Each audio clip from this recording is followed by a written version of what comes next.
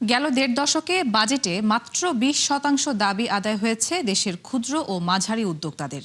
অতিরিক্ত কর হার ও ব্যাংক ঋণের অনিশ্চয়তায় বন্ধ হয়ে গেছে বহু কারখানা। এতে কর্মসংস্থান হারিয়েছেন কয়েক লাখ মানুষ।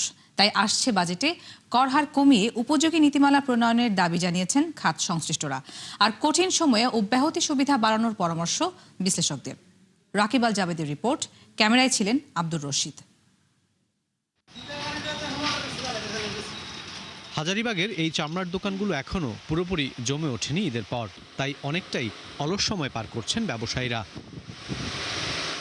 শেরেবাংলা রোডের এই গলিতে দীর্ঘ 2 দশক ধরে ব্যবসা করছেন রফিকুল ইসলাম। সময়ের সাথে সাথে কর্মচারী, দোকান ও কারখানার পরিধি বাড়লেও লাভের অংশ কমেছে গেল কয়েক বছর ধরে। বললেন, দিন দিন কঠিন হয়ে উঠছে কর কাঠামো, তাই আসছে বাজেটে সহায়তার দাবি তার।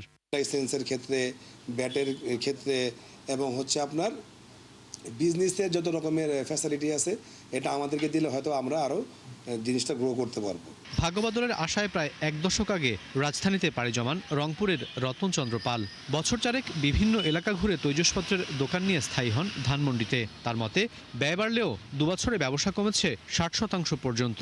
তাই বাজেট ঘিরে তার প্রত্যাশা ব্যবসা পরিচালনায় প্রয়োজনীয় সহায়তা। অনেক মানুষ এর সাথে জড়িত, গ্রামে গঞ্জে বিভিন্ন জায়গায়। সেক্ষেত্রে তাদেরকে চালানোর জন্য আমাদের সরকারের কাছ থেকে অন্তত কিছু একটা আমরা আশা করতে পারি। এসএমই ফাউন্ডেশনের হিসাবে বাজেট ঘিরে গেল দেড় দশকের ক্ষুদ্র মাঝারি উদ্যোক্তাদের প্রত্যাশা পূরণ হয়েছে মাত্র 20%। ফলে দিন দিন কঠিন হয়ে উঠছে ব্যবসা চালানো। তাই আসছে অর্থ বছরে 2000 কোটি টাকার বিশেষ বরাদ্দ চায় সংস্থাটি। পাশাপাশি মূসক অব্যাহতির দাবি রপ্তানিমুখী পণ্যের উপর থেকে। 5 কোটি টাকা পর্যন্ত ভ্যাটের কোনো আমাদের এসএমই উদ্যোক্তাদের জন্য যাতে ভ্যাট অব্যাহতি দেয়া যায়, সেই প্রস্তাবনা আমরা উপস্থাপন করেছি। আমাদের যে ফান্ড সরকার দিয়েছে, এই ফান্ড আসলে সাফিসিয়েন্ট না।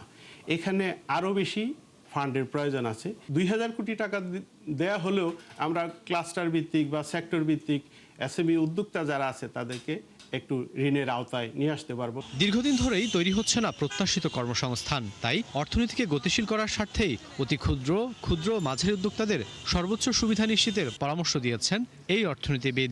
আমাদের মতো দেশে কর্মসংস্থান বলেন, উৎপাদন বলেন, তারপরে রপ্তানি খাত বলেন, প্রতিটি খাতে কিন্তু এই খাতটা একটা বড় ভূমিকা পালন করতে পারে। এই খাতটাকেই কিন্তু আমাদেরকে সবচেয়ে বেশি জোর দিতে হবে, বিশেষ করে আমাদের কর্মসংস্থান সৃষ্টি এবং অন্যান্য উৎপাদন বৃদ্ধি ক্ষেত্রে।